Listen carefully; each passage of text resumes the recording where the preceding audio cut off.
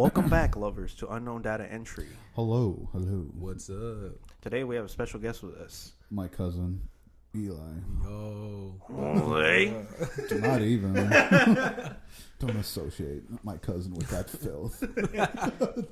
True. But yeah. So let's talk about a few scary situations that we've been in. Basically, we've all been through some scary shit. Ghost encounters, whatever, something creepy, paranormal, we can't explain. Okay. But overall, let's go into the instance where we were in the park. You're talking about the one where I introduced you to your best lover friend. Can you shut the hell up? In no way, shape, or form, I would even want to be near this asshole. Okay, so we'll call this guy Jay. Or you can just call him his real name. I don't care. Whole fat Zay. Oh, yeah, we'll go use that code name. Whole fat Zay. So, this happened, how many years ago was this, man? It was about, I want to say at least 5? It was before. 5 It was after I came back, so I was 21. So that means I was 20. Yeah, you were 20, so this was 5 years ago. About 5 years ago. I was right. 5 years ago. So, I used to be in a band. I'm not going to name this band because it's terrible and it died. A horrible death where it should belong. Yeah. Along with these two scumbags that deserve... No, it's all messed up. But anyways, I was in a band with these asswipes and it never went anywhere. And I remember one time I was trying to get you involved in it to learn how to play bass. I have no music inclination at all. And it was funny as shit. You look like a caveman, a gorilla, trying to pluck the bass string. I was like, what the That's all you want to do is slam it over Whole Fat Zay's head. Yeah, dude. That's funny. Oh my god! So he tried to get me into that shit. I understood. I understood. So I would do the chords, plug the chords, do, and then it didn't click. I don't have musical inclination. So after all, we were still friends, but overall, that was during that time that so that never went anywhere. But so I was like, you know what? Let me at least introduce you to Whole Fat Bastard. Yeah. And so I'm finally, after so much resistance, he's like, whatever. So we went to go I think we picked you up, right? Picked me up. We picked you up, and you were so pissed off about it. And we went over to, what do you want to call this? It was to the park? No. We went to Danny. I'm going to call him that. Oh, yeah. We went to Danny's. His house, right? His grandma's house. His grandma's house first. Yeah, so Danny's grandma, I don't want to use their real names. I do. Not with YouTube's new harassment policy. But anyways, so Danny picked us all up, and we go back to his grandma's house, and then we're hanging out, right? And just within, at first everything was cool and chill. We're playing instruments and because it was me, you, Jay, Danny, and then Chris. Crispy. Yeah, Crispy. He showed up eventually. He's like, Crispy is this he's tall, lanky. Yeah. He's Hispanic, he's white, but he's Hispanic. He basically looks like Shaggy, man. Yeah. But anyways, it's funny. Yeah. So we all we're like, hey man, mind you, it's one of those how the way I described it. Man, our jam practice day, which literally involved no practicing whatsoever. Just show up. Yeah, just show up and tune the instruments and be like, yeah man, great session. So we just go to the park, and we went to, what was it called? Tobin Park. It's right off of 410 near North Star. Yeah, right down the road from it, man. Yeah. So we're going there during hours like this where you're not supposed to be. Yeah. That's always fun. And we go in there, right? And then not even a couple 100 feet into the park, and it was you had to hold me back, which was fucking already hard for you, and then Danny was trying to hold back Jay because I wanted to beat his ass. Yeah. What? Yeah. What escalated the situation? We're talking about he said, oh, what I said was bullshit, and I was like, it was just a straight call out, and it was just a story though. Yeah, it was just a story, and I'm just just fucking around, and then he antagonizes me. And then I'm just like, I don't he's ready to kick his ass already. And then Whole Fat Bastard tries to flip the switch. He's like, bro, we're not in high school, man. But like basically, we don't solve our problems through fists. We solve it through it in the bed. Like he's trying to pull that shit. It's like trying to basically de-escalate. Like he escalates it, and then he tries to trying to like retract. Yeah, not really retract. He's just trying to make it seem like you're an asshole for trying to for standing up for yourself. Like it's like a bait and switch. Switcheroo. Yeah, the old switcheroo. But I saw that bullshit right through. And right after that, I told you that he was a big piece of shit. Yeah. From the moment I met him, and the moment that he did that shit, I already knew what type of person he was. Well, not even that. You called it out before. Yeah.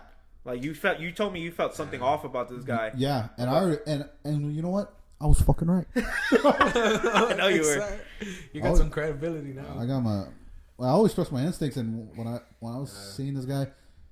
Oh my god! I feel like me and you, we got the same sense of like people because there's a lot of times where like you disassociate yourself. I hear them talk, and I'm like, this person's trash. Yeah. Where's my garbage can? Scumbag. Yeah, because especially with the friends that you've had over the years. Yeah, you learn a lot. And because he would drag me to parties too. Yeah. He would drag me to parties, and so what was that one? What's his name? Which one? The one that does cocaine? Yeah, Juan. The one that does cocaine. Yeah. The one I wanted to fight. There was another one I wanted to fight too. Yeah, and I already once I got introduced to them, I was like, I already know this fool's. Like these niggas are trash. I know. I was already like, oh my god. Yeah, I was done. I that's why I disassociate myself with everyone. That's why I have no family now. This is why you haven't heard of my cousin. This is why I don't even know you. But continue. Okay, so I mean, I didn't for whatever reason, man. It took me a long time to like catch on to people's like scumbagness, if you want to call it like that. Yeah, like just how the way people are. Like it just took me a long time, man. And like I look back on it now, I'm like, damn, I really needed to learn this lesson. And so like when we talk about, we always joke about going back in time and like erasing the moment where like I even met him. Yeah. But I'm like, and when I think back on it, like it's a fucking hilarious concept, dude. Don't get me wrong. But at the same time, if I never did that, you would never learn anything. Yeah. You wouldn't have known now. Yeah, I wouldn't know. Exactly. I wouldn't know the things I know now. That's why I think it's like it's crucial for like they're really shitty moments or whatever, but you get the most of them and you'll be able to like come back. You come back wiser. Exactly. Come back stronger. It's like this. I guess like this meme I saw. It was like this wolf and it was like a big ass wolf. Is that the one where it's all arrows and shit? It has a bunch of arrows in its back, right? And there's like a smaller wolf that's collapsing with like 2 arrows in its back. And it's like you never it doesn't hurt less. You just like you become wise. You get used to it. Yeah. And not only that, I mean, it didn't go that deep, but I mean, you could see the arrows coming. You know what I mean? You could see people who are throwing like hate at you. Ready to fucking you know what I mean? Like you see them winding back at you, and you're like, boom. I've gone through that shit. Yeah. Me and you both have gone through some traumatic shit. Yeah. And like now that like, because when I saw that, and then I saw that because you've gone through traumatic shit, but it was never through outside. It was always inside sources. Yeah. But from the outside, you know, you relatively trusted everyone to a degree. No. I never did that because I saw right through people's bullshit. Especially whole fat bastard. Yeah, I saw it through that, and I saw it through Daniel too. That's why. Name dropping everything. Yeah, well, whatever the fuck. I already saw it through it. You know. You're right. I already knew what type of person he was, and I told you, you know, these niggas are scumbags. And you know, it took him a while, but after a while, you know, he did wise up. And you have to see it like when people are telling you, you're like, it's like kind of like disbelief. You're like, we'll see. And that's how I was, man. That's how I was until like when everything broke, like just broke off. Yeah. I was like, damn, dude. You look back, take a step back, and you realize where you were. And then I just realized too, I'm like, damn, dude. The only like real friend I had was like. He at any moment in time he could have been like, fuck this scumbag, and then left me in the dust, and then I would have eventually found out on my own eventually. But damn, dude, like, I've been like through all the same shit he has, but I've always seen it through an outside perspective because I've never, dude, all that bullshit you went through with them, I would have not tolerate at all. I know. Well, let's finish. Let's get back on the story. The story. So we're there at the park, right? And then you know he pulls that shit on him.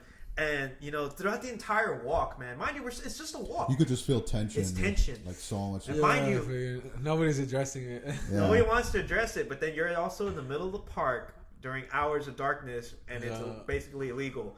So it's like, so we're they would have never found his body. The toxicity levels are perfect. They would have never found his body. Dude, we were like, we walked a good 30 minutes in. Yeah, about 30.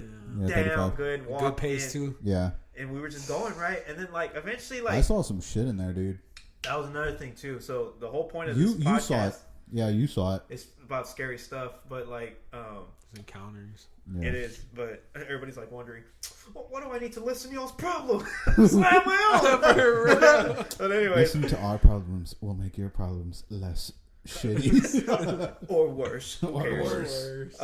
No, so in that park, man, that Tobin Park, out there that happened the Battle of Salado Creek, and so there's dead souls, dead people out there. Crazy. No bullshit, man.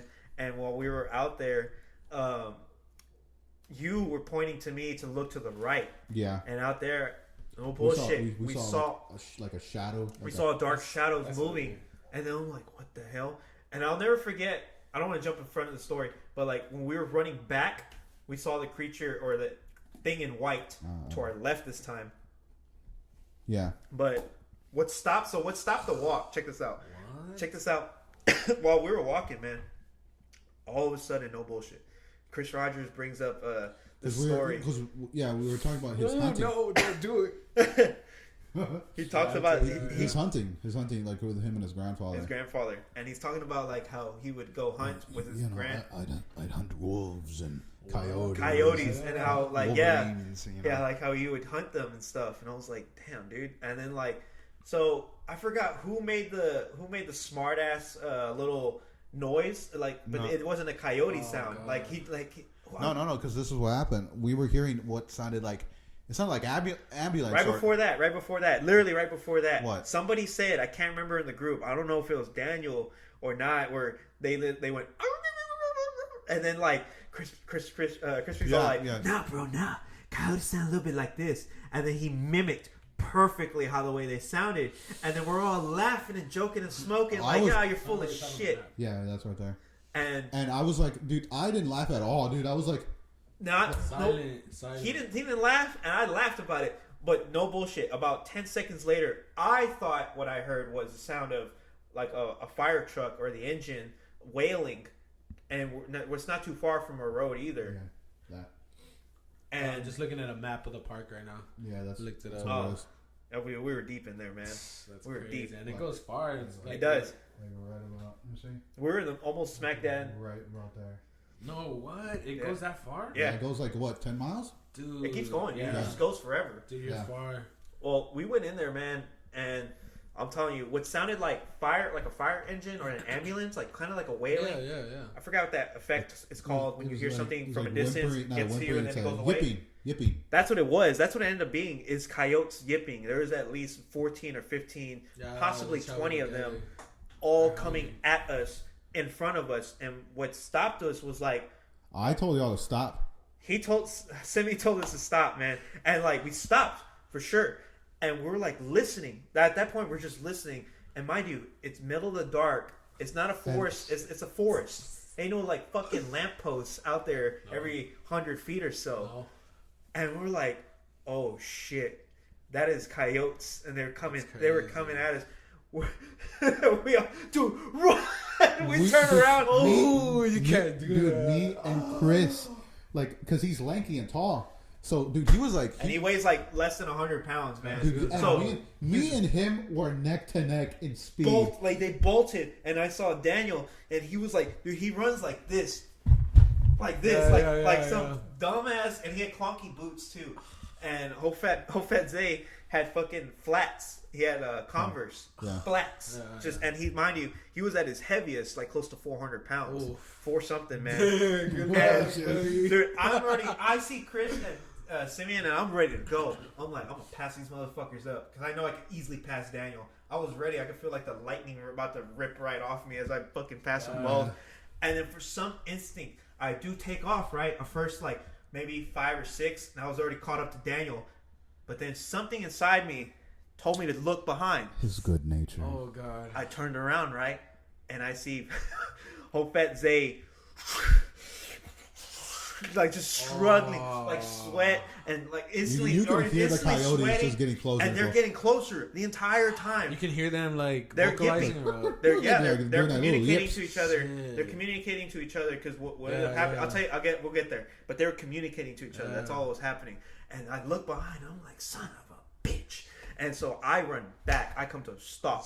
And mind you, I'm like right behind Daniel's ass. And I'm like, damn it. So I run back. I have to go back now, run even faster to catch back to Jose and get on him and put my fucking my right, because I'm a right hand. I push my right hand on all 400 poundsness on his back. I'm like, don't you fucking stop. And I'm like, we're gonna Don't fall. I told him to keep moving faster. I made his big ass fucking run, and then dude. That's scary, dude. What me and Chris, we stopped.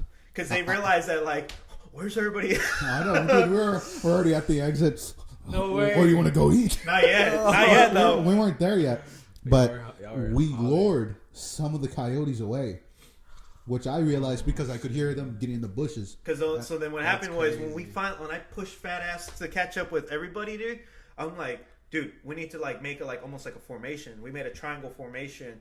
Daniel was leading. It was me and Chris Rogers. On the sides. I was on his left. Crispy was on my right.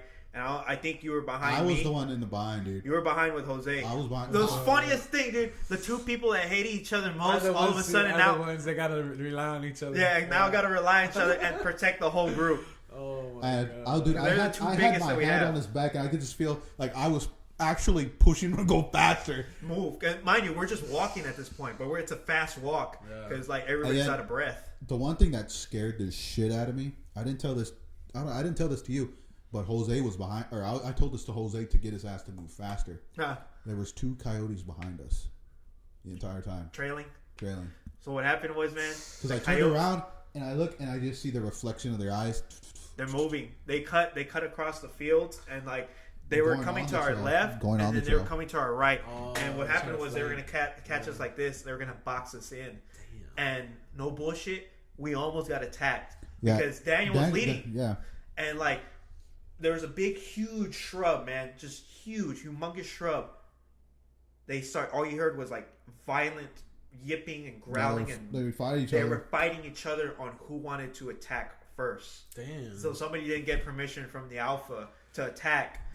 And they just fought right in front of us. And Daniel panicked. We all grabbed rocks and we were throwing them, dude. Just throwing them, making it loud, making ourselves big. But mind you, we were just scared out of our fucking mind. That's crazy. Everybody was scared, and we all we did almost like a last assault. We all banded together with sticks and rocks, and we're like, "This is it, dude. Whatever happens. This is it. This is it." That's crazy. And so I don't know who. Somebody yelled "run," and we all ran again. I did. We all ran this time. Because, dude, I was in the back and I could see the 2 ones that were trailing. At this point, man, we stayed together as a running group. And we ran all the way to the front. Dude, this was my fastest. Like, I could have booked it, man. I still would have beat him, man. Because at that point, I was still fast running. You beat me at long distance, dude. He always beat me at long distance. But when it came to out sprint, dude, I was booking it. But, dude, I think overall that experience was not life threatening, but it made you jump. It changed me. That one changed me, dude. I'll never forget. And then we were bullshitting in the front. Oh yeah. After getting chased and almost having our life ended by a bunch of coyotes, we're joking and smoking. All of a sudden, everyone's best friends. Oh, but little did they realize, Simeon still hated them all. Yeah, basically. I was like, this doesn't change. This doesn't change. It's just inconvenient for now. Oh my god. You're just a stone. But what was that, dude? We had some instances too. Yeah, we've had some times, bro. I remember the one that always sticks out the most was just when we were younger.